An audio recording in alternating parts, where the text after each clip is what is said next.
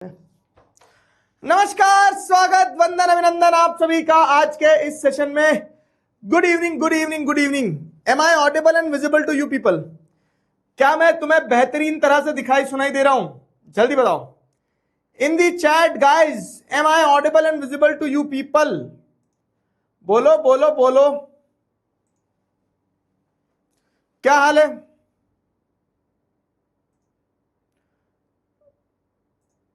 Welcome welcome welcome. तो भाई साहब, रिसोर्सेज एंड डेवलपमेंट की बात करते करते लैंड रिसोर्स पे आ गए थे। कल काफी कुछ पढ़ चुके थे। आज हम उसी कहानी को, उसी घड़ी को आगे बढ़ाएंगे। एक चीज देखेगा, दिखा दूं? बोल मेरे दोस्त।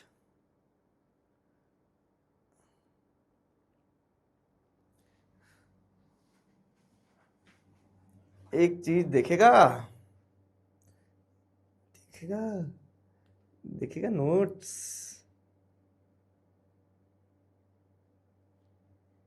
है ना मस्त?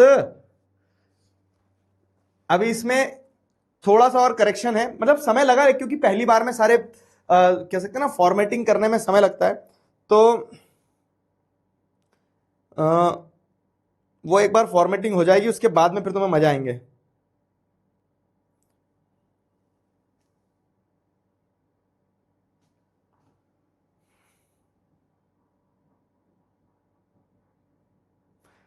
तो मजा आएगा।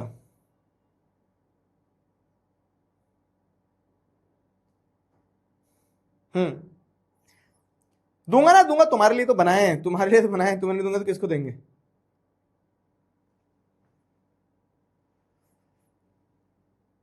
एक बार लेकिन बस पहले पूरा अच्छे से कंप्लीट हो जाने दो, फिर उसके बाद में दूंगा। चलो,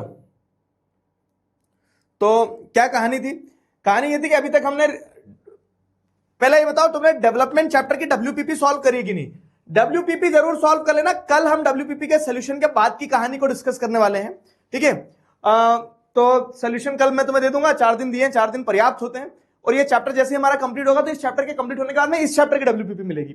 फाइन। नोट्स फिर चैप्टर ऑन चैप्टर मिलते चले जाएंगे तुम्हें। जैसे एक चैप्टर कंप्लीट होगा उसके बाद में नोट्स मिल जाएंगे। पहला भी डेवलपमेंट का दे दूंगा मैं कल वाल में, ठीक है? चलो, तो स्वागत है आप सभी का आज के इस सेशन में। कैसा चल रहा है दिन? बताओ, आज तुम्हारी साइंस की क्लास थी क्या? How is it going?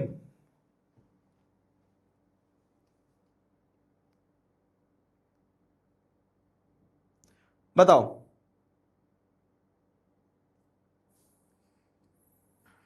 आ जाओ आ जाओ, पार्टी दे दो सर। किस चीज की पार्टी चाहिए तुम्हें?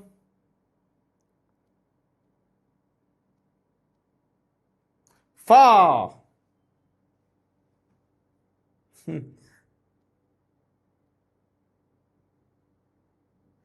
स्किन केयर भी नहीं करने देते हैं।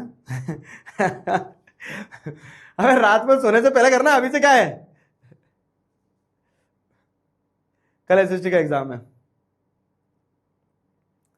चलिए, चिकारा बनेगा ना। चिकारा जब पढ़ते नहीं हो तब बना जाता है। तो हमने क्या क्या पढ़ लिया था, अगर आपको ध्यान हो तो थोड़ा सा रिकैप दूं पीछे से चल के। तो याद करो क्या क्या पढ़ लिया था। तो सबसे पहले हमने देखा था कि रिसोर्स क्या होते हैं। हमारी नीड सेटिस्फाई करने वाली चीज जो इकोनॉमिकली और टेक्नोलॉजिकली एक्सेसिबल हो और कल्चरली एक्सेप्टेबल हो, इकोनॉमिकली फिजिबल हो। फाइन। ये रिसोर्स की डेफिनेशन समझने के बाद हमने देखा था कि रिसोर्स का होना पर्याप्त नहीं, उसका प्रॉपर डेवलपमेंट जरूरी है। क्योंकि अगर डेवलपमेंट नहीं करोगे तो प्रॉब्लम्स आएंगे और उन प्रॉब्लम्स से ही ओवरकम करने के लिए रिसोर्स डेवलपमेंट जरूरी है। और रिसोर्स डेवलपमेंट कैसे होगा? Through sustainable development. अब सस्टेनेबल डेवलपमेंट कैसे अचीव करोगे? तो सस्टेनेबल डेवलपमेंट अचीव करने के लिए हमने मीटिंग करी थी, रियो डी जेनेरियो अर्थ समिट की मीटिंग। उस मीटिंग का आउटकम क्या निकल के आया था? एजेंडा 21, ठीक है? अब रिसोर्सेज को डेवलप तो कर लिया, लेकिन जो बचे रिसोर्सेज हैं आपके पास, उन रिसोर्स की प्लानिंग जरूरी है। क्यों? क्योंकि रिसोर्सेज अनइवनली डिस्ट्रीब्यूटेड है और अनइवन डिस्ट्रीब्यूशन है रिसोर्सेज का, इसीलिए प्रॉपर रिसोर्स प्लानिंग जरूरी है। और प्रॉपर रिसोर्स प्लानिंग कैसे करोगे? तो 3 स्टेप्स है, जिसमें आप आइडेंटिफिकेशन ऑफ रिसोर्सेज देखोगे कहां है, फिर आप एक प्रॉपर प्लानिंग स्ट्रक्चर इवॉल्व करोगे कि क्या टेक्नोलॉजी, कैसे रिसोर्स को यूज करना है। दूसरा है कि आप ऐसे डेवलप करो रिसोर्सेज को कि ओवरऑल डेवलपमेंट हो, ठीक है? तो वो देख लिया था। अब सिर्फ conservation resource planning, resource development पे फोकस करते रहोगे या फिर जो रिसोर्स है उन्हें भी कंजर्व करने के बारे में सोचोगे, ठीक है? तो क्योंकि सिर्फ रिसोर्स का होना पर्याप्त नहीं है, अप्रोप्रिएट टेक्नोलॉजी भी होना चाहिए। फिर उसके बाद में हमने रिसोर्स के कंजर्वेशन की बात करी थी, गांधीयन आइडिया ऑफ कंजर्वेशन समझा था कि कैसे वर्ल्ड में मतलब जो हमारे पास में we have sufficient to satisfy our needs but not to satisfy our greeds, हम हमारी ग्रीड्स को सेटिस्फाई नहीं कर सकते, नीड्स को तो बहुत आसानी से कर ही सकते हैं। वो वाला पार्ट पढ़ा। वो पार्ट पढ़ने के बाद में हमने लैंड एज ए रिसोर्स को समझा कि कैसे लैंड से मल्टीपल यूजेस हैं, लेकिन लैंड एक फाइनाइट मैग्नीट्यूड का रिसोर्स है, फिक्स्ड है, वो पढ़ लिया था, फाइनाइट मैग्नीट्यूड का रिसोर्स है, फिक्स्ड है। फिर हम आ गए थे लैंड यूटिलाइजेशन पे कि लैंड का प्रॉपर यूटिलाइजेशन बहुत जरूरी है, कि लैंड एज ए रिसोर्स जो है तो उसको प्रॉपर्ली यूटिलाइज करना बहुत ज्यादा जरूरी है। और लैंड यूटिलाइजेशन मतलब कि लैंड का यूटिलाइजेशन कैसे कैसे हो रहा है, तो कैसे कैसे लैंड का यूटिलाइजेशन हो रहा है उस चीज को समझने के लिए हमने देखा कि लैंड पे फॉरेस्ट भी है, लैंड पे खेती भी मतलब नॉट अवेलेबल फॉर कल्टीवेशन भी है क्योंकि वो बैरन लैंड है या वेस्ट लैंड है। लैंड नॉन एग्रीकल्चरल यूजेस को भी डाली है, कुछ अनकल्टिवेटेड लैंड है, खेती कर सकते हैं लेकिन अनकल्टिवेटेड क्यों है, क्योंकि उस पर पैस्चर लैंड है या फिर मिसलेनियस ट्री क्रॉप्स है या फिर वो कल्चरेबल वेस्ट लैंड है, मतलब ऐसी जमीन जिसको 5 साल से ज्यादा के लिए खाली छोड़ दिया हो। इतना हम पढ़ चुके थे, ध्यान है? अरे फाफू मत करो, ये बता दो इतना हम पढ़ चुके थे, इतना तुम्हें क्लियर है? बाल क्यों नहीं कटवा रहे हो? मैं देखो सुनो मेरी बात, इधर आओ, ऐसा पकड़ के मारूंगा ना ठूसा। क्लास में काम के अलावा पढ़ने के अलावा बाकी सारी चीजें करना होती है तुम्हें, क्लियर है?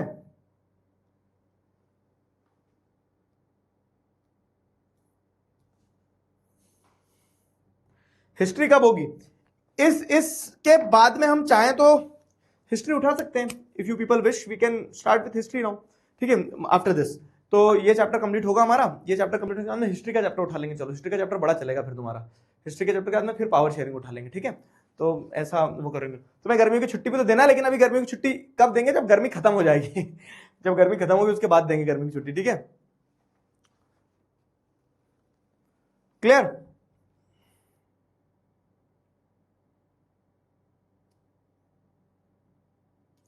यार ये रिएक्शन कहां से बंद होंगे, रुको। कुछ कुछ बच्चों में आ रहे हैं, कुछ में नहीं आ रहे हैं।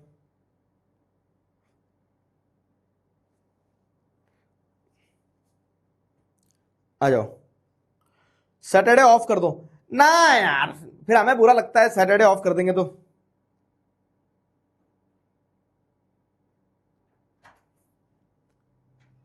ठीक है, बैकग्राउंड साउंड आ रहा है?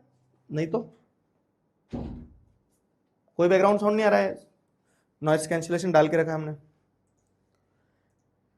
तो हमने लैंड यूटिलाइजेशन में अभी तक ये देख लिया था कि लैंड यूटिलाइजेशन जो है तो वो कैसे कैसे होता है, या तो जंगल है, फॉरेस्ट है, या तो land not available for cultivation है कि वो खेती के लिए जमीन है ही नहीं, या फिर आपको अदर अनकल्टिवेटेड लैंड के फॉर्म में देखने को मिलती है कि ऐसी लैंड है जो कि अनकल्टिवेटेड है, ठीक है, जिसपे आप खेती नहीं कर सकते हो। फिर तीसरा क्या है? फेलो लैंड है। तो अब फेलो लैंड से अपने को समझना है फेलो लैंड क्या होती है। देखो बेसिकली आपने देखा कि देयर इज अ लैंड, ठीक है, विच इज अनकल्टिवेटेड। अनकल्टिवेटेड मतलब क्यों? क्योंकि उस पर खेती नहीं हो रही है। क्यों नहीं हो रही? खेती की जा सकती है पर नहीं हो रही है। क्यों नहीं हो रही है? क्योंकि या तो परमानेंट पेस्चर या ग्रेजिंग लैंड है, ठीक है, या तो वो मिसलिनियस ट्री क्रॉप्स के अंडर में है। मिसलिनियस ट्री क्रॉप्स के अंडर में है मतलब क्या कि ऐसे ही पेड़ वेड़ लगे हुए हैं वहां पे, ठीक है, ऐसे ही पेड़ वेड़ लगे हुए, मिसलिनियस ट्री क्रॉप्स लगे हुए हैं, ठीक है, जो कि नेट जोन एरिया में इंक्लूड नहीं होती। नेट जोन एरिया क्या है, फेलो लैंड क्या है, वो सब समझ में आएगा अभी। फिर क्या है? या तो वो कल्चरेबल वेस्टलैंड है। देखो ऐसे क्वेश्चन आ जाते हैं 1 मार्क्स में कि कल्चरेबल वेस्टलैंड क्या है बताओ। तो कल्चरेबल वेस्टलैंड क्या है? वो जमीन जो कि 5 साल से ज्यादा खाली छोड़ दी गई हो, जिसमें खेती नहीं हो रही है, वो कल्चरेबल वेस्टलैंड होती है, ठीक है। उसके बाद में अगली कैटेगरी फेलो लैंड्स। देखो यहां एक पॉइंट लिखा है कि other uncultivated land excluding fellow lands. Excluding fellow lands मतलब क्या है कि फेलो लैंड भी अनकल्टिवेटेड लैंड ही होती है, लेकिन जब वो 5 साल से कम के लिए खाली छोड़ी जाएगी तो उसको फेलो लैंड की कैटेगरी में डालेंगे। 5 साल से ज्यादा के लिए अगर खाली छोड़ दी जाएगी, 5 साल से ज्यादा के लिए अगर खाली छोड़ दी जाएगी, तो 5 साल से ज्यादा के लिए अगर खाली छोड़ी जाएगी तो उसे क्या कहा जाएगा? तो उसे कहा जाएगा अदर अनकल्टिवेटेड लैंड, ठीक है। 5 साल से ज्यादा के लिए अगर उसे खाली छोड़ दिया जाएगा तो उसे कहा जाएगा अदर अनकल्टिवेटेड लैंड। समझ में आया? सॉरी, कल्चरेबल वेस्टलैंड कहा जाएगा, और मतलब अदर अनकल्टिवेटेड के कल्चरेबल वेस्टलैंड का पार्ट कहलाएगी वो। और फेलो लैंड्स की अगर बात करें, समझ में आ रहा है क्लैरिटी? फेलो लैंड्स भी खाली लैंड है लेकिन वो 5 साल से कम के पार्ट में आएगी। तो फेलो लैंड के अंदर 2 क्लासिफिकेशन है। क्या 2 क्लासिफिकेशन है? 2 क्लासिफिकेशन ये है कि एक होता है करंट फैलो, तो जो जमीन 1 साल से, ठीक है, कम, मतलब लेस देन 1 एग्रीकल्चर ईयर के लिए खाली छोड़ी गई है। अगर एक जमीन 1 साल से कम के लिए खाली छोड़ी गई है, लेस देन 1 एग्रीकल्चरल ईयर के लिए खाली छोड़ी गई है, तो उसे क्या कहा जाता है? करंट फैलो कहा जाता है। और अदर देन करंट फैलो क्या आता है कि अगर किसी लैंड को 1 से 5 साल के बीच के लिए खाली छोड़ा गया, 1 to 5 ईयर, तो वो अदर देन करंट फैलो कहलाएगी। अब मुझे बताओ, फैलो लैंड समझ में आया, अदर देन करंट फैलो समझ में आया, ये दोनों चीजें समझ में आई? टेल मी फास्ट, जल्दी।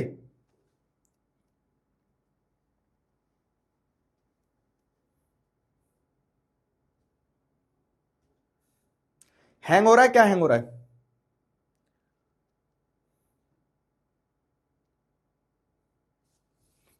अरे ये रिएक्शंस को पता नहीं क्या हो गया है।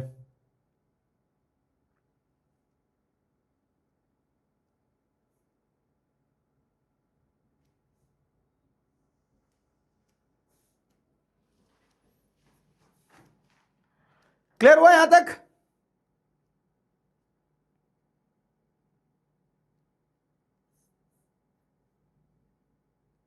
ऐप पे ना कुछ मेंटेनेंस है। Fellow land is the land which is left uncultivated, लेकिन जब वो 5 साल से ज्यादा अनकल्टिवेटेड, मतलब अनकल्टिवेटेड लैंड में भी एक कैटेगरी है, अनकल्टिवेटेड लैंड में एक फेलो लैंड की कैटेगरी है। तो फेलो लैंड वो है कि जो जमीन खाली छोड़ी गई है 1 से 5 साल के लिए खाली छोड़ी गई, तो अदर देन करंट फेलो बोलेंगे। और करंट फेलो मतलब जो 1 साल से कम के लिए खाली छोड़ी गई है। ऐसी जमीन कौन सी होती है सर? मैं एक एग्जांपल देता हूं। जैसे मैं एक किसान हूं, अब मेरे पास क्या है ना, अभी पैसा नहीं है खेती करने के लिए, गर्मी में मैं खेती नहीं कर सकता हूं, तो मैंने अपने खेत को 3-4 महीने के लिए खाली छोड़ दिया, ठीक है, काला खेत है, धूप पड़ रही है उस पर, तो वो क्या कहलाएगा? वो करंट फेलो कहलाएगा। क्यों? क्योंकि जब बारिश होगी तो बारिश में मैं खेती कर लूंगा, उसमें बारिश में तो करूंगा ना खेती, तो मैंने उसको खाली छोड़ा था, लेकिन 1 साल से कम के लिए खाली छोड़ा था। और अगर मैंने उस खेत को 1 साल से 5 साल के बीच में खाली छोड़ा, ठीक है, अगर मैंने उस खेत को 1 साल से 5 साल के बीच में खाली छोड़ा, तो वो क्या कहलाएगा? 1 साल से 5 साल के बीच में खाली छोड़ा, तो वो अदर देन करंट फेलो कहलाएगा, ठीक है। वो अदर देन करंट फेलो कहलाएगा कि आपने फेलो तो रखा, उसको खाली तो रखा, लेकिन वो 1 से 5 और 5 से ज्यादा खाली छोड़ दिया, तो वो कल्चरेबल वेस्टलैंड की कैटेगरी में आ जाएगा कि उसको आपने क्या कर दिया? खाली ही छोड़ दिया है, ऐसा, ठीक है। तो इट्स ऑल अबाउट कि लैंड का यूटिलाइजेशन कैसे हो रहा है। जंगल होते हैं, नॉन अवेलेबल फॉर कल्टीवेशन होता है, अनकल्टिवेटेड लैंड होता है, फेलो लैंड्स हो गया, है ना, वैसा सिस्टम बैठता है। फिर आ जाओ net sown area. Net sown area क्या होता है? तो अब आपने खाली जंगल अवेलेबल ही नहीं जो खेती के लिए, वो सब तो देख लिए। अब आ जाओ, अब आप आ गए हैं नेट सोन एरिया की कैटेगरी में। नेट सोन एरिया अच्छे से समझना, ठीक है, इसमें कंफ्यूजन होता है बच्चों को। नेट सोन एरिया क्या होता है? तो नेट सोन एरिया मतलब कि वो एरिया जिसपे खेती की गई हो। चलेगा नहीं? हाँ, नेट सोन मतलब जिसपे खेती की गई हो। तो जैसे मान लो क्या है ना कि ये पूरा 100% जमीन है, अपन ने कल भी बात करी थी, ये 100% जमीन है। अब इस 100% जमीन में से जैसे अगर आप देख रहे हो क्या कि जो भी जमीन थी, मान लो कि रोड वाली, जंगल वाली, ठीक है, जानवरों के ग्रेजिंग वाली, जानवरों की ग्रेजिंग के लिए जानवर भी तो बनाना पड़ेगा, इंसान थोड़ी ग्रेजिंग करेंगे वहां। ये जानवरों के ग्रेजिंग वाली, 2 पैर का जानवर कब से आता है भाई? पूछ, ठीक है, जानवरों की ग्रेजिंग वाली, या फिर मान लो बैरन लैंड है जिसपे कुछ खेती नहीं होती है, तो सब अपन ने कर दिया। Forest, not available for cultivation, uncultivated, ठीक है, फेलो लैंड, सारी जमीन छोड़ दी अपन ने, ठीक है, सारी जमीन छोड़ दी। अब सारी जमीन छोड़ने के बाद में ये जो इतना हिस्सा बच रहा है जमीन का, समझ लो, इस पे खेती हो सकती है, ठीक है, इस पे खेती हो सकती है। तो ये बाकी सारी जमीन को तो अपन ने छोड़ के हटा दिया एकदम। अब ये जो जमीन बच रही है, जस्ट इमेजिन कि ये 10 हेक्टर्स की लैंड है, 10 हेक्टर्स की लैंड है। अब इस 10 हेक्टर्स में आपको क्या देखने को मिलता है? 10 हेक्टर्स में आपको देखने को मिलता है कि 10 हेक्टर जो लैंड है, इसमें फेलो लैंड वगैरह सब हटा दी ना अपन ने। इस पूरे 10 हेक्टर की लैंड पे बारिश में खेती की गई, मतलब पूरी लैंड पे खेती की गई है। तो वो पार्ट लैंड का वो पार्ट, बाकी सब हटा दिया आपने, फेलो लैंड हटा दिया, कल्चरेबल वेस्ट लैंड हटा दिया, ठीक है, barren land, waste land, pasture land, forest सब हटा दिया, ठीक है। सब हटाने के बाद में जमीन का वो हिस्सा जिसपे once in an agriculture year कम से कम एक बार खेती की गई हो, तो वो an net sown area, NSA, national security act मत लगा देना, एनएसए नेट सोन एरिया कहलाता है, ठीक है। क्या है नेट सोन एरिया? तो net sown area the physical extent of land on which crops are sown harvested is known as the net sown area at least once in an agriculture year, ठीक है। कम से कम अगर एक बार भी उस पर खेती की गई है तो वो नेट सोन एरिया आएगा। तो अब मुझे आप नंबर्स में बताओ कि अगर ये पूरी दुनिया थी या फिर पूरा देश था, पूरे देश की बाकी लैंड हटा दी और 10 हेक्टर्स की जमीन थी जिसपे पूरे पे कम से कम एक बार खेती की है, बारिश में खेती की गई है, तो नेट सोन एरिया का नंबर कितना होगा? हेक्टर्स जो होते हैं ना, तो हेक्टर्स भी एक unit of measurement of land है। एकर्स होता है, हेक्टर्स होता है, गुंथिया होता है, बीघा होता है, ठीक है, किल्ला होता है, अलग अलग वो होते हैं अलग अलग जगह पे। बताओ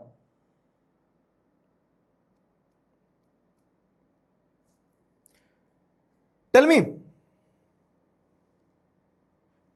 इस केस में बताइए दोस्तों।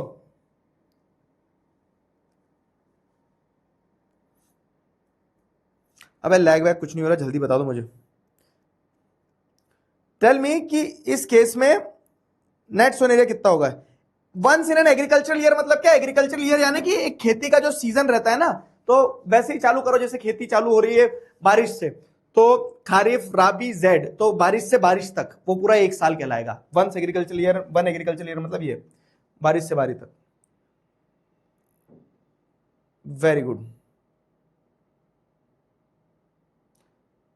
ठीक है। तो नेट सोन एरिया मतलब, नेट सोन एरिया मतलब physical extent of land on which crops are sown harvested is known as net sown area. अब इसमें एक और पार्ट ऐड होता है, net sown area plus, net sown area plus area sown more than once. Net sown area plus area sown more than once, net sown area plus area sown more than once, इसे क्या कहा जाएगा? Net sown area plus area sown more than once को क्या कहा जाएगा? Gross cropped area. ये क्या है ग्रॉस क्रॉप्ड एरिया? सिंपल चीज है कि भैया बारिश में मैंने पूरे खेत में खेती करी थी, लेकिन फिर क्या हो गया? खेती करी, खेती करने के बाद मैंने फसल को हार्वेस्ट भी कर लिया। बारिश में पूरे खेत में खेती करी और खेती करने के बाद में फसल को हार्वेस्ट भी कर लिया। अब इस फसल को हार्वेस्ट करने के बाद में, ठीक है, बारिश में खेती करी, खेती करने के बाद में पूरे खेत को मतलब खेती करने के बाद में फसल काट भी ली। अब इसके बाद में मैंने क्या किया? इसके जस्ट बाद में मेरे पास में एक कुआं था, तो कुएं में मैंने क्या कर लिया? पानी था, तो उस पानी से मैंने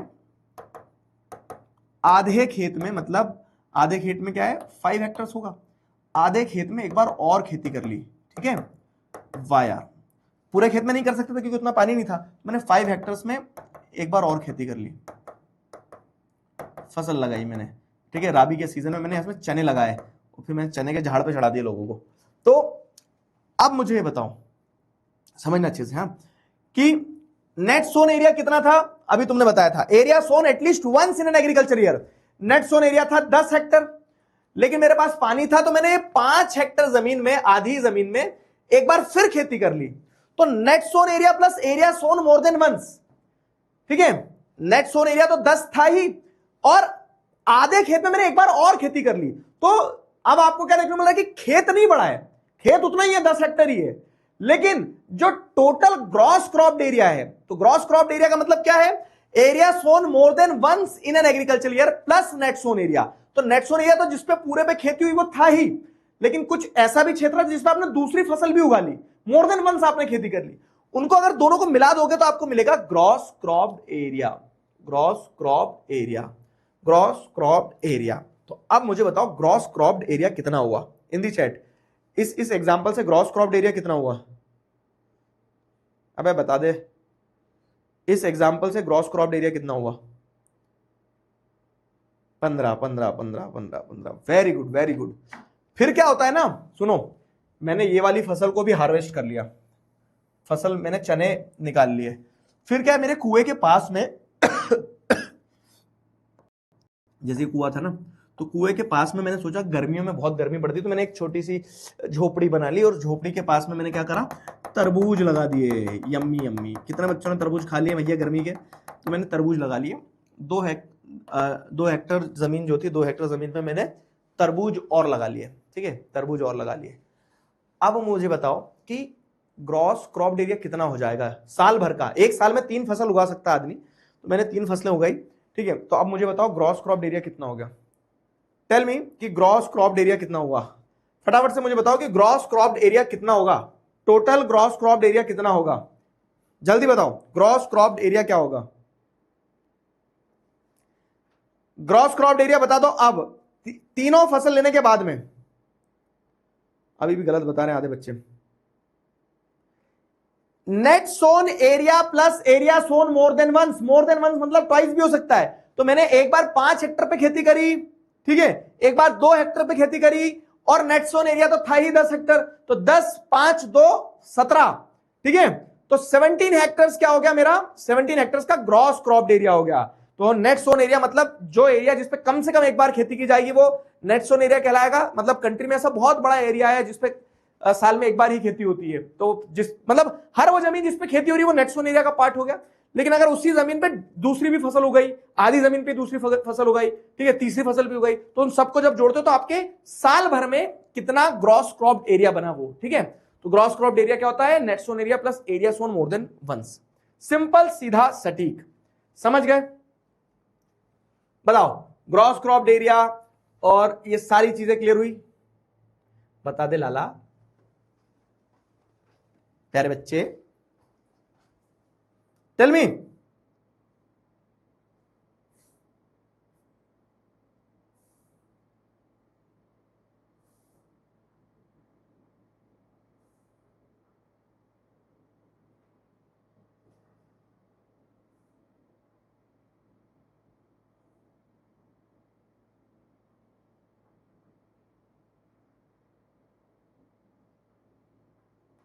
बताओ,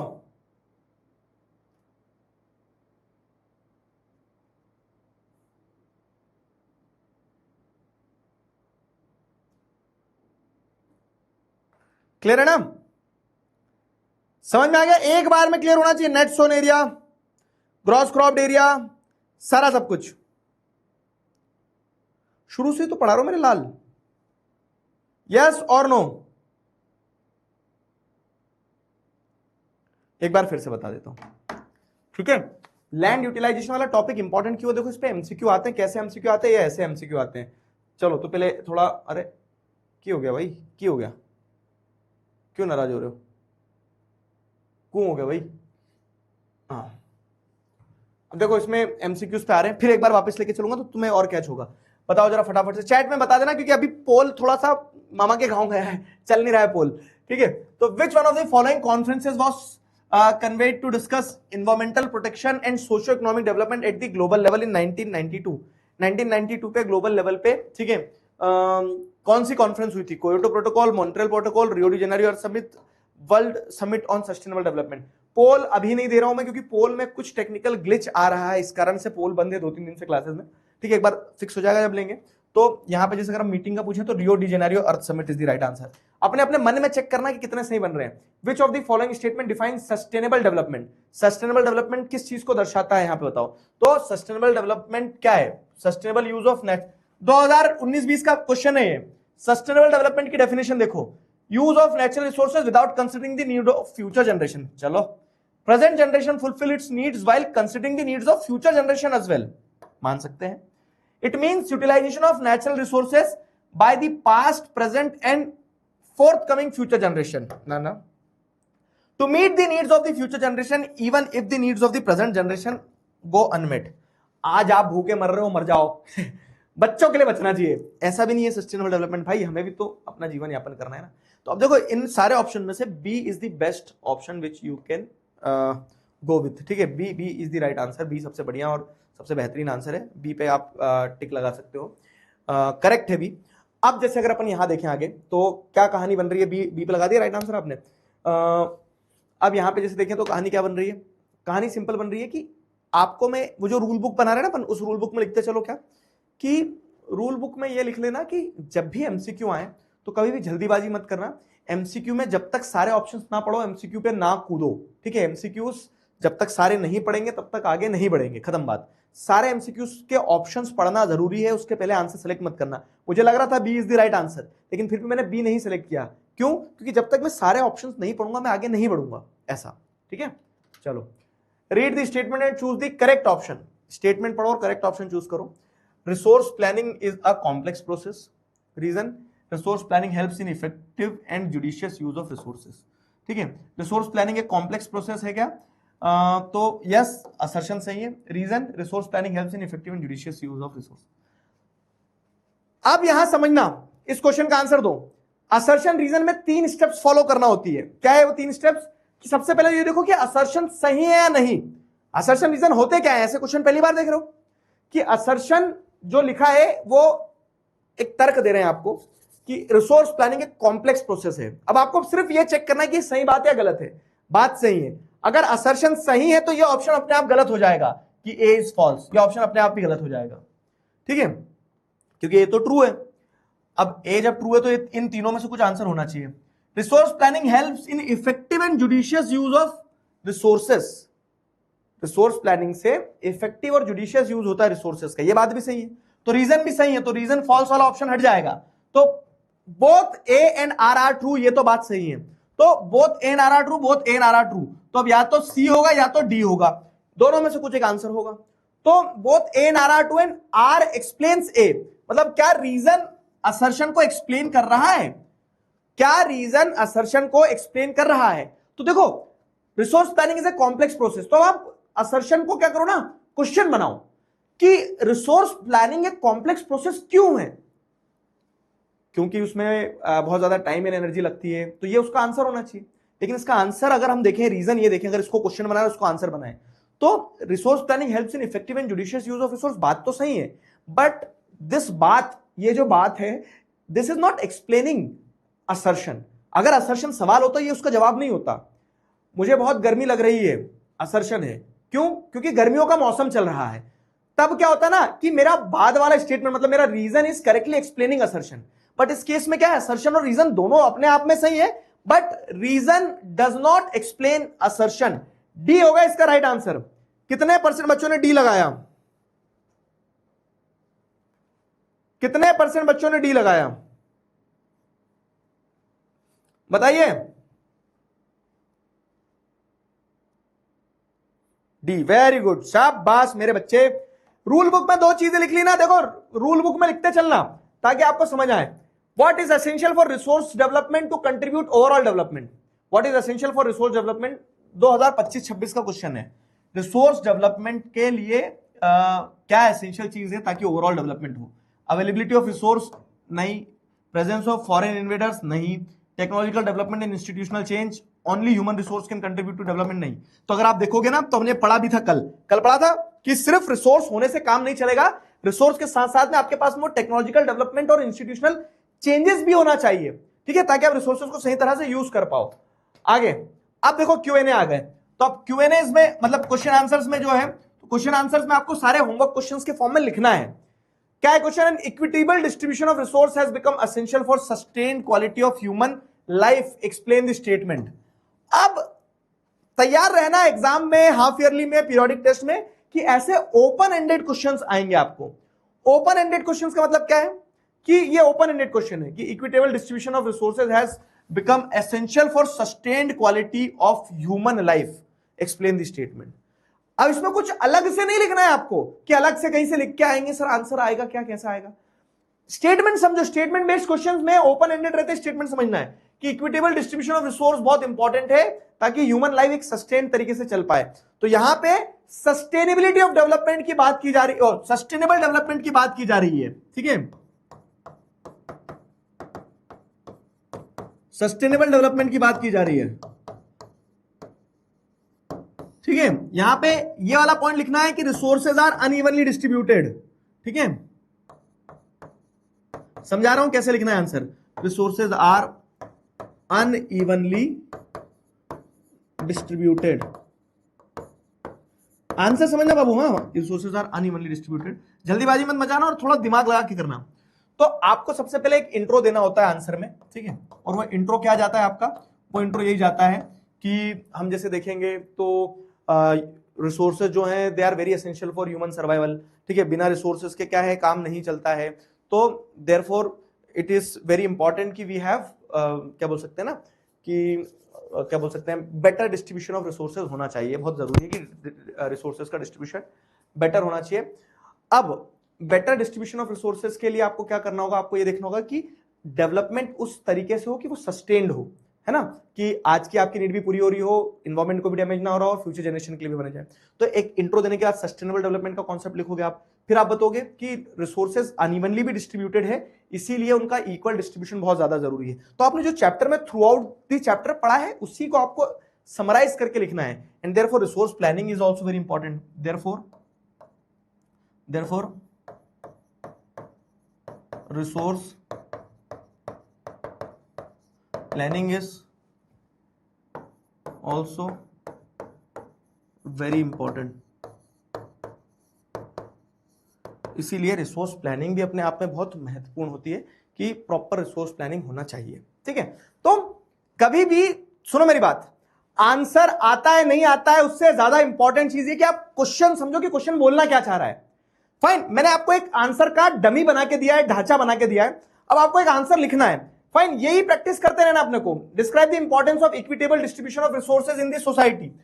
अब इक्विटेबल डिस्ट्रीब्यूशन ऑफ रिसोर्सेज होगा, रिसोर्सेज प्रॉपर्ली बटेंगे तो उससे क्या फायदा मिलेगा। 2020 में भी ये क्वेश्चन आया है, सेम आंसर अगर आप लिख दोगे तो आपके नंबर नहीं कटेंगे। क्यों नहीं कटेंगे? क्योंकि सवाल बहरूपिया होता है, जो मैंने आपको लिखाया था कि ये भी वही चीज पूछना चाह रहा है, वो भी वही चीज पूछना चाह रहा है, समझे। तो same as previous, describe the need of resources for human survival.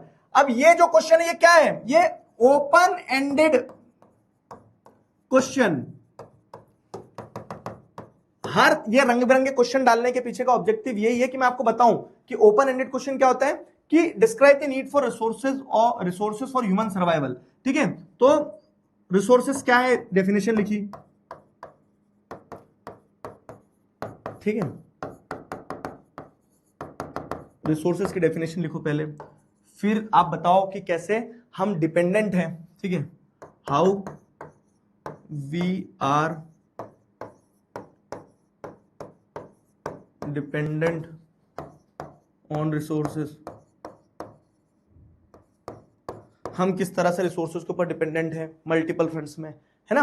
तो क्या हो रहा है, ओपन एंडेड क्वेश्चन मतलब ऐसे क्वेश्चन होते हैं जो आपको मतलब कोई उनका सर या पैर एग्जैक्ट नहीं होगा, वो आपको अपने विवेक का इस्तेमाल करके एक मल्टी डायमेंशनल अप्रोच से लिखना होते हैं। और ये वही मल्टी डायमेंशनल अप्रोच आपको यहाँ पे फॉलो करना है कि कैसे रिसोर्सेज ह्यूमन सर्वाइवल के लिए बहुत इंपॉर्टेंट है।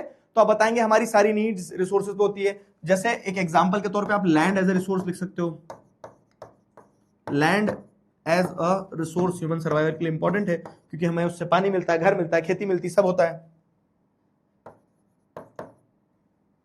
ठीक है। क्लियर हुआ,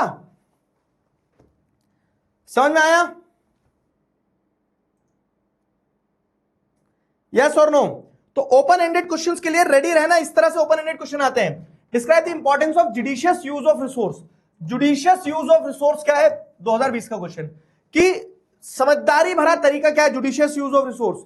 अगेन अब क्या हो गया, ये भी need of resource for human survival और जुडिशियस यूज ऑफ रिसोर्स, दोनों में एक ही चीज जाएगी कि रिसोर्सेज का सही इस्तेमाल नहीं करेंगे तो उनका डिप्लीशन हो जाएगा, ठीक है। ओपन एंडेड क्वेश्चन है सेम एज प्रीवियस, लेकिन सवाल ये मैंने चुन चुन के छाट छाट के इसीलिए डालें कि आप एक्सरसाइज उस तरह से करो कि ओपन एंडेड क्वेश्चंस आते हैं तो उसमें आपको कोई रटा रटाया आंसर नहीं लिखना है, क्वेश्चन समझना है और वो लिखना है। जुडिशियस यूज ऑफ रिसोर्स इसलिए जरूरी है क्योंकि रिसोर्सेज अनइवनली डिस्ट्रीब्यूटेड है, डिप्लीट हो जाएंगे, ठीक है, उनको रिन्यू होने में समय लगता है। जैसे लैंड एज ए रिसोर्स एक एग्जांपल है जो कि लिमिटेड है, हमारी वो रिसोर्स फाइनाइट है लेकिन उसकी नीड इनफाइनाइट है ना। तो ओपन एंडेड है सेम एज प्रीवियस, सिर्फ सवाल बहरूपिया हुआ यहां पे, सेम एज प्रीवियस लिख सकते हो। बताओ समझ में आया, जल्दी बताओ, क्लियर हुआ। Why planning necessary for judicious use of resource. अब वाई प्लानिंग नेसेसरी एक्सप्लेन, ये पूछ लिया गया 2025 का क्वेश्चन है। तो वाई प्लानिंग नेसेसरी, तो आपको क्या, अब देखो ये टॉपिक स्पेसिफिक हो गया, तो वाई प्लानिंग इज नेसेसरी, तो आप बताएंगे कि प्लानिंग क्यों जरूरी है, क्योंकि अनइवनली डिस्ट्रीब्यूटेड है resources, unevenly resources unevenly distributed है, इसीलिए प्लानिंग जरूरी है ना। रिसोर्सेज आर अनइवनली डिस्ट्रीब्यूटेड, तो जब रिसोर्सेज अनइवनली डिस्ट्रीब्यूटेड है इसलिए प्लानिंग की जरूरत पड़ती है आपको, कि रिसोर्स प्लानिंग इसलिए जरूरी है क्योंकि अनइवनली डिस्ट्रीब्यूटेड है। ठीक है, एग्जाम्पल दे दो, एग्जाम्पल में बताओगे आपकी कैसे अरुणाचल प्रदेश में वाटर रिसोर्सेज हैं लेकिन राजस्थान में नहीं है, ध्यान आ रहा है? तो जो पढ़ा था अपन ने वैसा सीधे सीधे स्ट्रेट क्वेश्चन है। Planning is widely accepted strategy for judicial use of resource, explain the statement.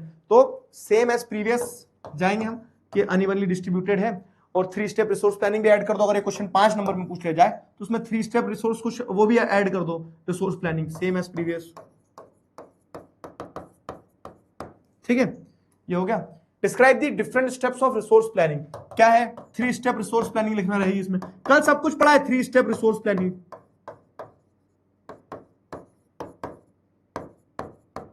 क्या है 3 step resource planning? 3 step resource planning में आपको पता है सबसे पहला आइडेंटिफिकेशन, आइडेंटिफिकेशन ऑफ रिसोर्स। दूसरा क्या? आइडेंटिफिकेशन ऑफ रिसोर्स के अंदर में इवॉल्विंग अ प्लानिंग स्ट्रक्चर,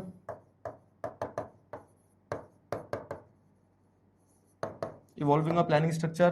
तीसरा क्या है? रिसोर्स डेवलपमेंटल प्लान को नेशनल डेवलपमेंटल प्लान से मैच करना है, मैचिंग दी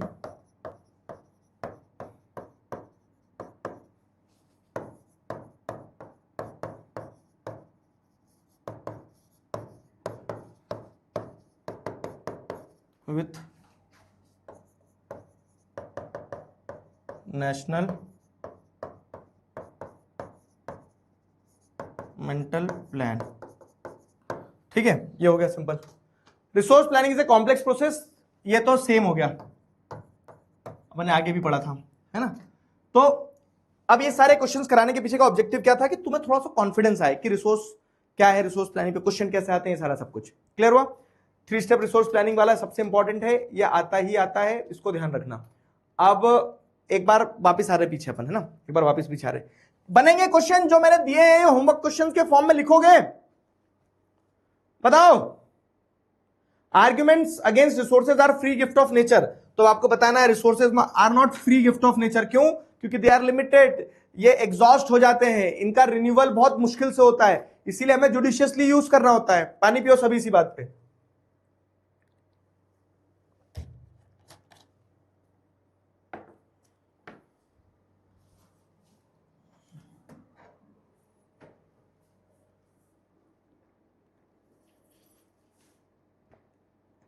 समझे? एमपी बोर्ड वालों को भी इंपॉर्टेंट बता दो मेरे प्यारे बच्चे, एमपी बोर्ड वाले सुनो मेरी बात। एनसीईआरटी जिन जिन की चल रही है सारी क्लासेस में ला बुलबुल कर दूं, तो जहां जहां आप एनसीईआरटी पढ़ रहे हो तो एनसीईआरटी में से ही क्वेश्चन आएंगे, और डायरेक्ट क्वेश्चन आते हैं, तो बस आपको टॉपिक समझना है बहुत अच्छे से। जिनने टॉपिक बहुत अच्छे से समझ लिया उससे क्वेश्चन बनेगा, क्यों नहीं बनेगा। पानी पियो सब।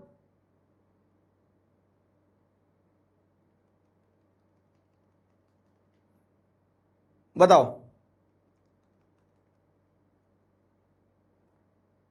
क्या समझ में आया, ये बताओ।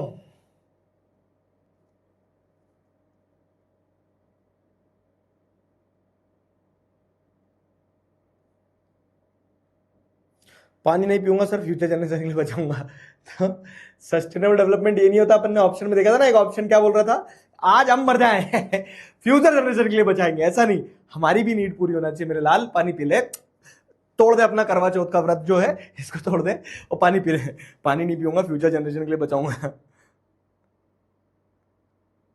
सीबीएसई वालों के तो देखो, सीबीएसई वाले के तो सिलेबस के हिसाब से हम पढ़ ही रहे हैं। जो बच्चे स्टेट बोर्ड में है ना, तो उन्हें बस ये थोड़ा सा डिफरेंस एक है कि उन्हें ये ध्यान रखना है कि ठीक है, थोड़ी सी ट्विस्टेड चीजें रहेगी उनके, मतलब स्टेट बोर्ड में तो सीधी सीधी आएगी, बस ये है कि कुछ चैप्टर आएंगे कुछ नहीं आएंगे, वैसा रहता है। सीबीएसई का तो जो सिलेबस होगा अपन उसको तो फॉलो करेंगे, ठीक है, रिलीजियसली फॉलो करेंगे उसको, उसी तरह से फॉलो करते हुए कवर करते चलेंगे। ठीक है, आ जाओ। तो हमने एक बार फिर से बता रहा हूं, लैंड यूटिलाइजेशन कुछ बच्चे बोले थे, एक बार और समझा दो।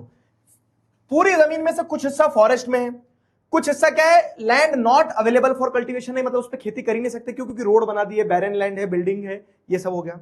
तीसरा था uncultivated land. Other uncultivated land में आपको क्या देखने को मिलेगा कि जिसमें पैस्च्योर लैंड है, land under miscellaneous tree crop है, या फिर कल्चरेबल वेस्ट लैंड है जो 5 साल से ज्यादा खाली छोड़ दी गई है, वो कल्चरेबल वेस्ट लैंड कहलाएगी।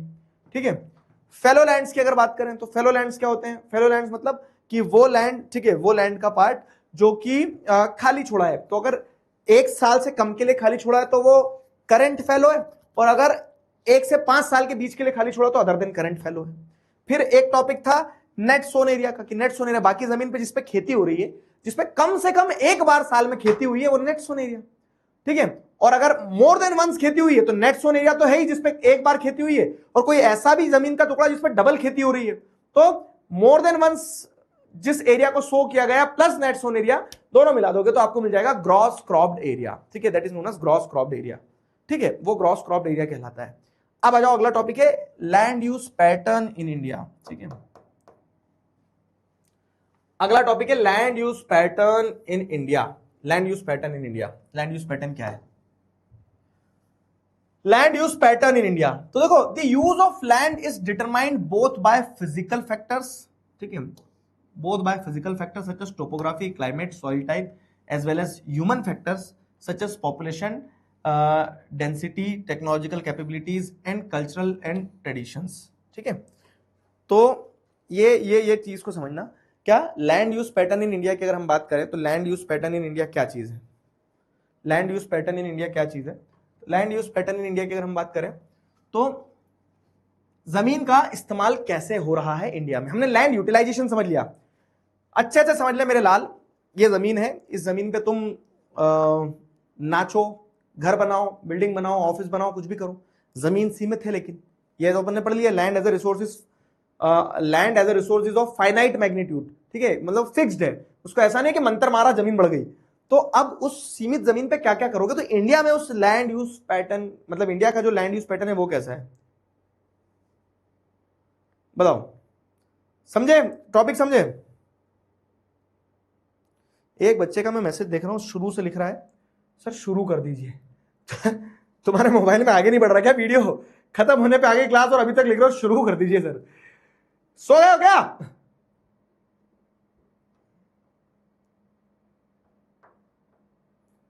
पेन का कलर चेंज करिए ना। ना, रेड और येलो बढ़िया कलर है।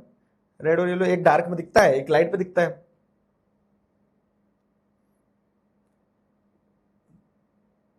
चलो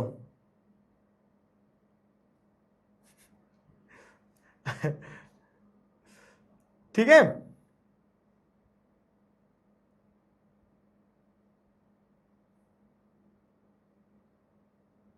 चलो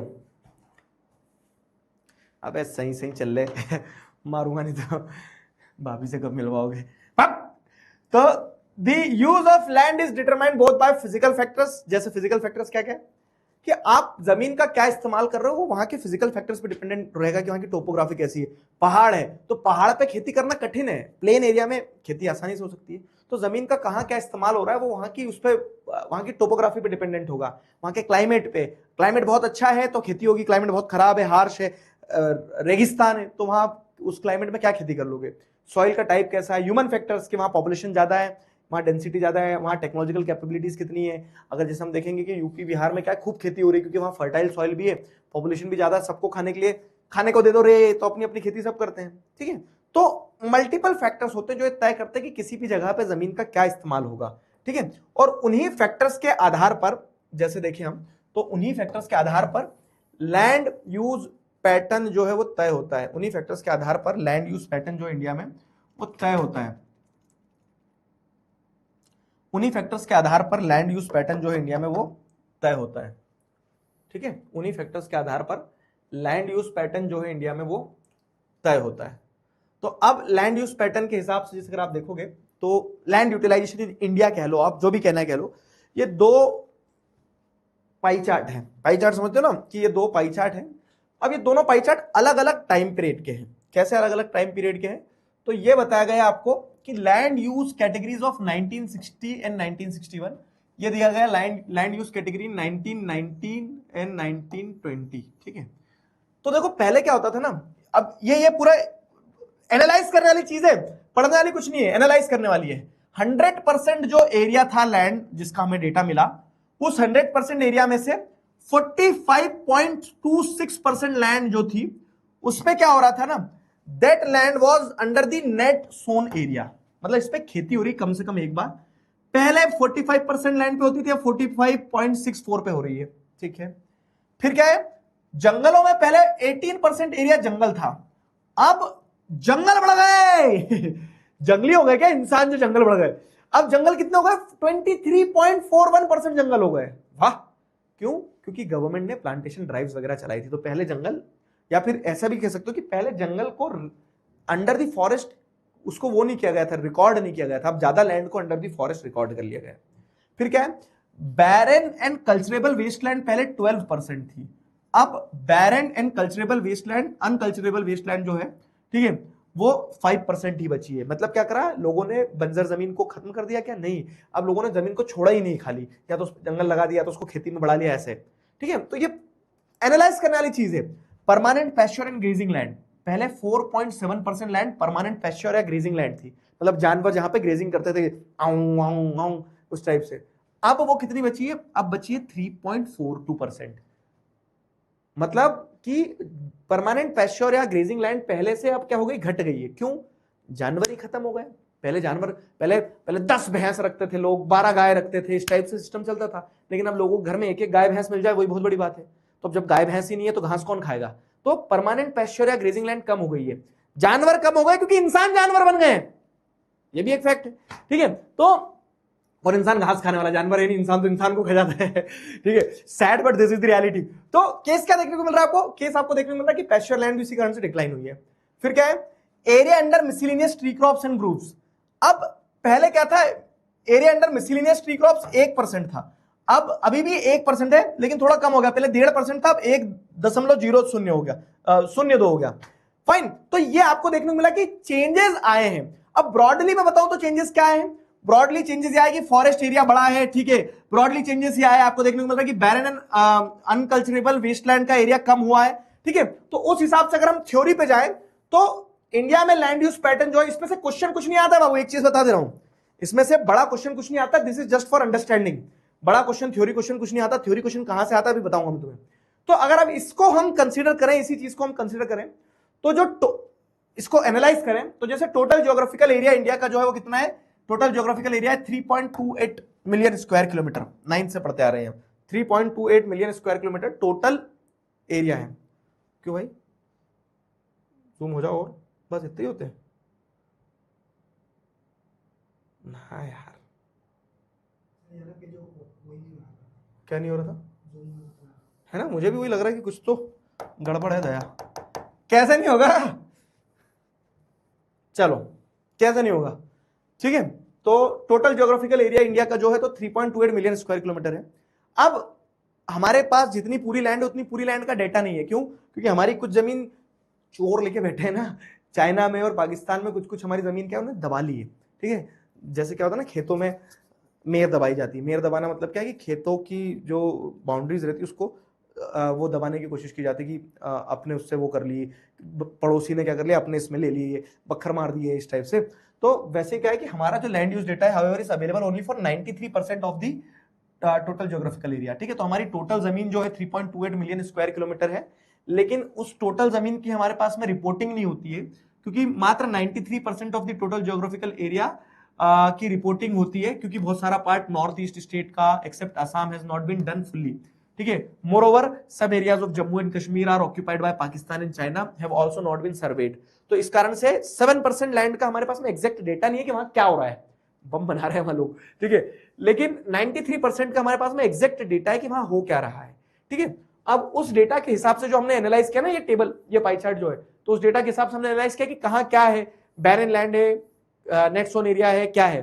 तो उस डेटा के हिसाब से हम एनालिसिस क्या करते हैं कि land under permanent pasture has also decreased. Permanent pasture जो था, जहां पे जानवरों के लिए घास हुआ करती थी, वो लैंड कम हुई है क्योंकि जानवर ही खत्म हो गए। How are we able to feed our huge cattle population in this pasture land that we are and what are the consequences of it? देखो, दो तीन चीजें आपने 9th में अगर एक चैप्टर पढ़ा वाला नोमैडिक पैस्टोरलिज्म वाला है ना, तो आपने उसमें एक चीज पढ़ी थी, पढ़ा था क्या चैप्टर? मैंने तो पढ़ाया था क्योंकि बैच में मुझे ध्यान है। तो उसमें एक चीज हमने पढ़ी थी, if you people remember clearly, कि क्या हुआ था, आपको ध्यान हो तो जब ब्रिटिशर्स ने एनक्लोजर्स किए, जगह को कम कर दिया, तो उसके बाद में क्या है, जानवरों के लिए ग्रेजिंग ग्राउंड नहीं रह गए, तो जानवर बेचारे, भूखा क्या नहीं करता, ठीक है, तो भूखा जानवर था तो भूखे जानवर की मृत्यु होना शुरू हो गई, कैटल पॉपुलेशन डिक्लाइन होना शुरू हो गई है। तो यहाँ पे वही बताया कि जब land under permanent pasture decline हुआ तो क्वालिटी ऑफ फोरेज जो है, फोरेज मतलब घास होता है, तो क्वालिटी ऑफ फोरेज जो है वो डिक्लाइन हो गया। फाइन, साथ ही साथ आपको क्या देखने को मिल रहा है कि ये जो बहुत बड़ी कैटल पॉपुलेशन थी उसकी पॉपुलेशन जो है डिक्लाइन होना शुरू हो गई है, ठीक है, और ये सारी चीज आपको देखने को मिलेगी। Most of the other than the current fallow lands are either of poor quality और द कॉस्ट ऑफ कल्टीवेशन जो है, ठीक है, कॉस्ट ऑफ कल्टीवेशन भी जो है वो इंक्रीज हो गई, तो मतलब पुअर क्वालिटी की आपको वो मिल रही है, ग्रास मिल रही है, जानवर खत्म हो रहे हैं, या फिर वो जो जमीन है उस जमीन पर आप खेती करने जाओगे तो कॉस्ट ऑफ कल्टीवेशन बढ़ जाएगा। Hence these lands are cultivated once और ट्वाइस, ठीक है, in about 2 to 3 years, and if these are included in the net zone area, then the percentage of net zone area comes to about 54% of the total reporting area। समझना, ये area क्या था, ये area जो था, ये area मान लो कि पैस्चर लैंड वगैरह में था, लेकिन अब पैस्चर लैंड डिक्लाइन हो गई, उस पर खेती भी नहीं हो रही, उसको अनकल्टिवेटेड छोड़ दिया गया, fallow land other than current fallow छोड़ दिया गया, तो उस पर रेगुलर खेती भी नहीं हो रही है, ठीक है, लेकिन कभी कभार जब मान लो उस पर खेती होती भी है तो 2 साल में 3 साल में 1 या 2 बार अगर उस पर खेती होती है तो उस समय के लिए उसको नेट जोन एरिया में इंक्लूड भी किया जाता है। तो मान लो नॉर्मली नेट जोन एरिया इतना है, लेकिन अगर किसी साल में इस पार्ट पे भी खेती होगी तब नेट जोन एरिया बढ़ भी जाता है, ठीक है, क्योंकि एक बार भी खेती करी तो नेट जोन एरिया का पार्ट हो जाएगा। तो परमानेंट नेट जोन एरिया जैसे अगर आप देखोगे तो 45% है, ठीक है, परमानेंट नेट जोन एरिया 45% है, लेकिन कभी कभी जब ये जो अनकल्टिवेटेड लैंड को आप कल्टीवेशन कर लेते हो 2-3 साल में 1-2 बार, तो उससे क्या होता है ना कि उस समय के लिए नेट जोन एरिया जो है वो इंक्रीज हो जाता है, तो 54% तक पहुंच जाता है।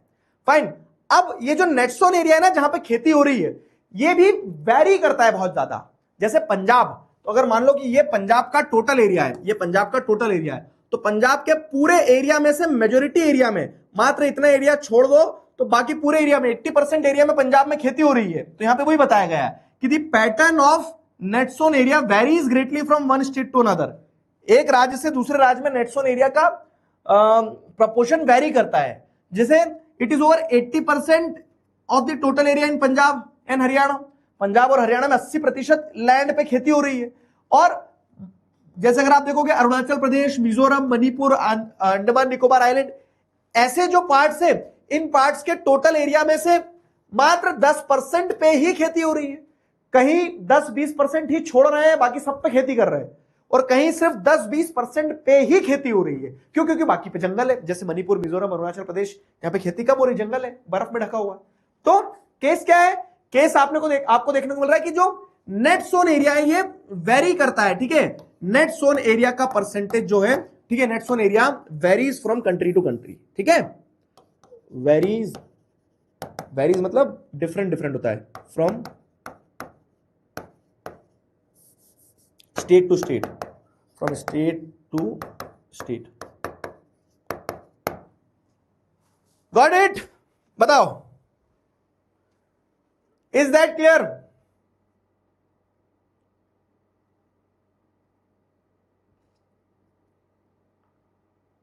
हाँ जी बताइए, क्लियर है? बोलो बोलो बोलो, क्लियर हो गया?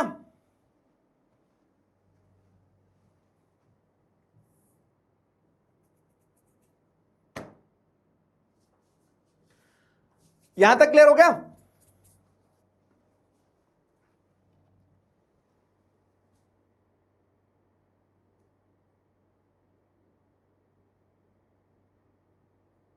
है ना? अब देखो क्या आगे इसके बाद में।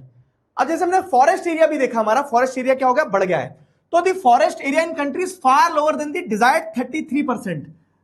खुश मत हो गया, जंगल बढ़ गए सर, जंगल बात चली है, पता चला है क्या है, जंगल बात चली है।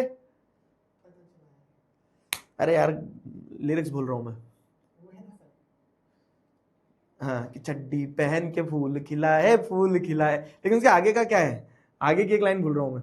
तो अब जैसे अगर आप सोच रहे होंगे कि forest area in country is far lower than the desired 33%, ठीक है, तो 33% हम चाहते हैं कि होना चाहिए, मतलब कि अगर ये पूरा टोटल एरिया, तो पूरे टोटल एरिया में से 1/3 एरिया जो इसमें फॉरेस्ट होना चाहिए। पेड़ लगा बिडू, पेड़ क्यों नहीं लगा रहे हो तुम, ठीक है। तो 33% एरिया जो है वो क्या होना चाहिए, फॉरेस्ट एरिया होना चाहिए, ठीक है। 33% एरिया जो है वो फॉरेस्ट एरिया होना चाहिए। तो forest area in the country is far lower than the desired 33% of geographical area, ठीक है, as it was outlined in the National Forest Policy, ठीक है। नेशनल फॉरेस्ट पॉलिसी जो थी 1952 की, तो इस नेशनल फॉरेस्ट पॉलिसी में बात की गई थी कि 33% जो है, ठीक है, वो होना चाहिए फॉरेस्ट एरिया।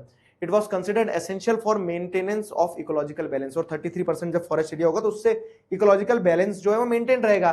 बट हमारी कंट्री में क्या है, हमारी कंट्री में जैसे जो फॉरेस्ट एरिया है तो वो कितना है, this is lower than the desired percentage. आप देखोगे तो कितना है, 23% है, 23% है, तो डिजायर्ड परसेंटेज से कम है, बट चाहिए कितना था, बट चाहिए था कि 33% होना चाहिए, ठीक है। तो the livelihood of millions of people who live on the livelihood of millions of people, the livelihood of millions of people who lives on the fringes of forest, ठीक है, जो लोग जंगलों के किनारों पे रहते हैं, उन सबका जीवन ही इस पे डिपेंडेंट होता है कि जंगल रहे। लेकिन जब हम जंगल काटते हैं तो उससे उनकी जीवनी प्रभावित होती ही होती है, ठीक है। A part of land is termed as waste land, ठीक है, जमीन का एक हिस्सा वेस्ट लैंड या फिर land put to non agricultural uses कहा जाता है, ठीक है। तो ये वेस्ट लैंड जो कि पर्टिकुलरली रॉकी रीजन में है, एरिड रीजन में है, डेजर्ट एरिया में है, जिसपे आप खेती नहीं कर सकते, उसको वेस्टलैंड बोलते हो, बंजर जमीन बोलते हैं, ठीक है। तो इस पे नॉन एग्रीकल्चरल यूजेस होते हैं, जैसे सेटलमेंट हो रहा है, रोड्स बनाए जा रहे हैं, रेलवेज बनाए जा रही है, इंडस्ट्रीज बनाई जा रही है, ठीक है। तो continuous use of land over long period of time without taking appropriate measures to conserve and manage it has resulted land degradation. तो इसीलिए जब आप क्या देख रहे हो, कोई भी जमीन खराब कैसे होती है, बंजर कैसे होती है, वेस्टलैंड कब बनती है, जब आप किसी भी जमीन को कंटिन्यूअसली यूज किए जा रहे हो विदाउट टेकिंग प्रॉपर मेजर्स, उसको कंजर्व नहीं कर रहे हो, उसको मैनेज नहीं कर रहे हो, तो वो लैंड क्या होगी, वो लैंड डिग्रेड होगी, तो उसी को लैंड डिग्रेडेशन कहा जाता है। This in turn has serious repercussions on society and environment. तो अब हमने क्या करा ना, लैंड यूटिलाइजेशन इन इंडिया की अगर हम बात करें तो लैंड यूटिलाइजेशन इन इंडिया के अलग अलग एस्पेक्ट्स को देखा कि इंडिया में रिवाइज करते हैं लैंड यूटिलाइजेशन इन इंडिया जो है। तो इस पेज से अगर आप देखना शुरू करोगे तो हमने क्या देखा कि इंडिया में आपको देखने को मिलता है कि परमानेंट पैश्योर वाली जो लैंड है वो डिक्लाइन हुई है, ठीक है। अब उस जमीन पे अगर खेती कर रहे हो तो उस खेती में कॉस्ट ज्यादा रहती है, कभी कभी उस पर जब एक बार भी खेती करते हो तो नेट ज़ोन एरिया बढ़ जाता है। लेकिन नेट ज़ोन एरिया क्या करता है, कंट्री में वेरी करता है कि कहीं पे net zone area 80% of the total geographical area तक है, जैसे पंजाब हरियाणा, और कहीं पे 10% ही है। इसके बाद में हम आते हैं फॉरेस्ट लैंड। तो फॉरेस्ट लैंड हमारी डिजायर्ड परसेंटेज जो 33 उससे कम है, 23% हमारे यहाँ फॉरेस्ट एरिया है। उसी के बाद में एक लैंड वो होती है जिसको हम वेस्ट लैंड कहते हैं। और वेस्ट लैंड का अगर मतलब वेस्ट लैंड कोई भी गंगाधर शक्तिमान कैसे बनता है, घूम के, ठीक है। तो वैसे ही लैंड वेस्टलैंड कैसे बनती है, घूम के नहीं, जब हम जमीन का गलत इस्तेमाल करते हैं, ठीक है, प्रॉपर मेजर्स नहीं लेते हैं, ठीक है, तो हम लैंड को डिग्रेड करते हैं, उसी को लैंड डिग्रेडेशन कहा जाता है। फाइन, तो ये यहां तक का एस्पेक्ट कि इंडिया में कैसे लैंड यूटिलाइजेशन होता है वो समझ में आया। अब अगला टॉपिक है land degradation and conservation measures. ये बहुत अच्छा टॉपिक है, land degradation and conservation measures. क्या बोलते हो दोस्तों, क्या कर दिया जाए, land degradation and conservation measures, यहां तक क्लियर है। इस पे आता है, लगाओ जरा इस पे लगा दो, चांद सितारे फूल और शबनम, तुमसे अच्छा कौन है। तो चांद सितारे फूल और शबनम, क्यों, क्योंकि आई कैन अश्योर यू कि एक क्वेश्चन पक्का आएगा, आपके पीरियोडिक टेस्ट में आ जाएगा, आपके हाफ ईयरली में आ जाएगा, फाइनल एग्जाम में आएगा। लैंड डिग्रेडेशन के कॉजेस क्या क्या है, ठीक है, मतलब यहां समस्या देखना है अपने को। लैंड डिग्रेडेशन के सबसे पहले तो मीनिंग क्या है, लैंड डिग्रेडेशन का मीनिंग क्या है। तो जैसे अगर आप देखेंगे कि हमने लैंड को क्या करके देख रहे हो आप, फ्यूचर जनरेशंस के साथ में शेयर करते आए हैं। जो जमीन, ये जमीन हमारे पूर्वजों ने भी इसी जमीन का इस्तेमाल किया था, हम भी इसी जमीन का इस्तेमाल कर रहे हैं, ठीक है। तो आपको क्या देखने को मिल रहा है कि पास्ट जनरेशन के टाइम पीरियड से लैंड का यूज होता चला आ रहा है, ठीक है। 95% ऑफ आवर बेसिक नीड्स जो है, फूड हो गया, शेल्टर हो गया, क्लोथिंग हो गया, सब कुछ हमें जमीन से मिलता है, लैंड से मिलता है। Human activities have not only brought about degradation of land but have also aggravated the pace of natural forces to cause damage to land, ठीक है। ह्यूमन एक्टिविटीज जैसे अगर आप देखोगे तो उन ह्यूमन एक्टिविटीज से जो हम रोड बना रहे हैं, जो हम खेती कर रहे हैं, जो हम इंडस्ट्रीज लगा रहे हैं, तो जमीन पे ही सब कुछ कर रहे हैं, तो उससे हमने जमीन का यूज तो बढ़ाया है, लेकिन साथ ही साथ जमीन को खराब करना भी शुरू किया है।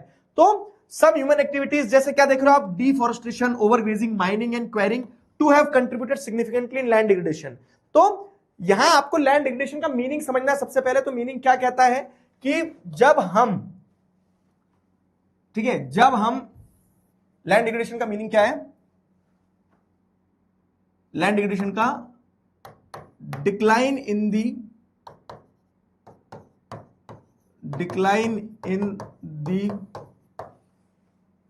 Quality of land due to human activities is known as land degradation। कौन सी ह्यूमन एक्टिविटीज, कौन सी ह्यूमन एक्टिविटीज, है ना भाई साहब। ये कहा जा रहा है कि ह्यूमन बींग्स जब काम करते हैं कुछ भी, ठीक है, तो ह्यूमन बींग्स के काम करने के कारण आपने जमीन का क्या कर दिया, जमीन का सत्यानाश कर दिया। तो due to the human activities जब आप क्वालिटी ऑफ लैंड को खराब कर दे रहे हो, डिक्लाइन हो रही है क्वालिटी ऑफ लैंड, उसी को लैंड डिग्रेडेशन कहा जाता है। तो पॉइंट ये है कि ह्यूमन बींग्स ऐसा क्या कर देते हैं, जमीन के साथ कुश्ती खेल लेते क्या? नहीं, तो ह्यूमन बींग्स ये काम कर रहे होते हैं कि मान लो ह्यूमन बींग्स ने क्या करे, पेड़ काट दिए, ठीक है, डिफॉरेस्टेशन एक रीजन है, ओवर ग्रेजिंग दूसरा रीजन है कि जानवर जो है, तो जानवर किसके, ह्यूमंस की है। तो जानवर जब क्या करते हैं, जमीन में आऊं आऊं आऊं करके बहुत तेजी से घास को खाते हैं ना। देखो मैं तुम्हें बहुत अच्छे से बता रहा हूं ओवरग्रेजिंग कैसे लैंड डिग्रेड करती है। एक जानवर जो है, तो ऐसा नहीं कि जानवर को यहाँ बढ़िया नैपकिन लगाया जाएगा, फॉक और स्पून दी जाएगी कि ले बेटा घास काट के खा, नहीं, वो तो जानवर है, इसी तो जानवर है, वो जाएगा ऐसा करके पूरा खा लेगा घास को। अब वो घास को जब खींचेगा ना, तो घास के साथ में टॉप सॉइल जो है, लैंड के ऊपर जो टॉप लेयर है, उसको भी खींच लेगा। तो उससे क्या है, जमीन टूटती चली जाएगी एक तरह से, फिर हवा पानी के थ्रू उड़ जाएगी। तो ओवरग्रेजिंग के कारण लैंड डिग्रेडेशन होता है। माइनिंग, आप जमीन को खोद रहे हो, खोखला कर दे रहे हो, तो माइनिंग के कारण लैंड डिग्रेडेशन होता है। माइनिंग एंड क्वायरिंग मतलब वो ये, जब ऊपर ऊपर से खोदते हो क्वायरिंग, और जब गहरा खोदते हो तो माइनिंग, ठीक है। These all activities have contributed significantly in land degradation. इन सभी कारणों से लैंड डिग्रेडेशन होता है, इन सभी कारणों से लैंड डिग्रेडेशन होता है। और इन सभी कारणों से जब लैंड डिग्रेडेशन होता है, तो आपको यह समझ में आया कि ह्यूमन बींग्स आर रिस्पॉन्सिबल, ठीक है। अब कहां कैसे लैंड डिग्रेडेशन होता है, इस टॉपिक को अपन कल कनेक्ट करेंगे। मैं हर दिन टॉपिक छोड़ के इसलिए जाता हूं हुक, ताकि आपको कल बेटर कनेक्टिविटी बैठे कि हाँ ये पढ़ा था, एक बार फिर से रिवाइज होकर फिर कनेक्ट होगा। तो आज हमने क्या क्या पढ़ा, आज हमने देखा कि इंडिया में किस तरह से लैंड यूटिलाइजेशन होता है, ठीक है। और साथ ही साथ अब जब वो लैंड यूटिलाइजेशन हो रहा है, तो हमें पता है कि सही नहीं हो रहा है, और सही नहीं होने के कारण जो ह्यूमन एक्टिविटीज के कारण क्वालिटी ऑफ लैंड डिक्लाइन होती है, उसी को लैंड डिग्रेडेशन कहा जाता है। लैंड डिग्रेडेशन के causes deforestation, overgrazing, mining, enquiring, ये सब है। तो किस क्षेत्र में किस कारण से लैंड डिग्रेड हो रही है, वो सब कल पढ़ेंगे। और उस पर क्वेश्चन भी आता है, इस तरह का क्वेश्चन, ठीक है, जैसे इस तरह का क्वेश्चन, ऐसे वाला नहीं, करंट फ्लो वाला है, तो ये भी लैंड यूज, ये वाला, जैसे ओवरग्रेजिंग के कारण लैंड डिग्रेडेशन कहां हो रहा है, तो जहां जानवर होंगे वहां ओवरग्रेजिंग होगी, है ना। तो कल अपन ये जो सेट ऑफ क्वेश्चंस इनको करेंगे, ठीक है। आज इसको और मैं खींच नहीं रहा हूं, क्योंकि मुझे पता है तुम चैट में चिल्ला चोट मचा रहे हो, ठीक है। तो कल इसको अपन आगे से उठाएंगे यहां से। यहां तक आज का पार्ट क्लियर हुआ? आज क्लास क्यों नहीं लिया आपने? अबे 5 बजे मेरी क्लास नहीं होती है, 8 बजे होती है मेरी क्लास। देखो मंडे ट्यूसडे 5 बजे, वेडनेसडे थर्सडे 7 बजे, नहीं 8 बजे। और मेरा कभी दिन मन हो गया तो मैं फ्राइडे भी ले लूं, ठीक है। मुझे सबसे ज्यादा मजा आता पढ़ाने में। क्लियर है? टाइम अप कर दो, चलो। क्लियर? यहां तक क्लियर है? क्रिस्टल क्लियर है? बताओ। हाँ, इसके आगे कल बढ़ाएंगे। यहां तक क्लियर है?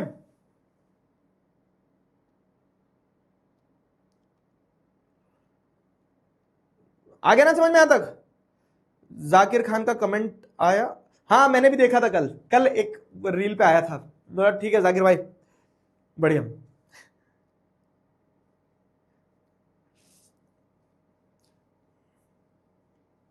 चलो, क्लियर है? सब कुछ कैसे मैनेज करें? अभी तुम्हें मैनेज करना ही क्या है मेरे दोस्त, बड़े हो गए जब समझ में आएगा कि क्या क्या मैनेज करना पड़ता है। अभी तुम्हें सिर्फ पढ़ना है तो पढ़ो अच्छे से दिल लगा के। कोई डाउट? हिंदी मीडियम एग्रेवेटेड मतलब क्या, किसी चीज को आप क्या करते हो जब बढ़ा देते हो तो एग्रेवेशन होता है, वो एग्रेवेटेड होता है। ठीक है, PA1 इज कमिंग। इसके बाद में मिस्ट्री का चैप्टर उठा लेंगे मेरे पप्पू।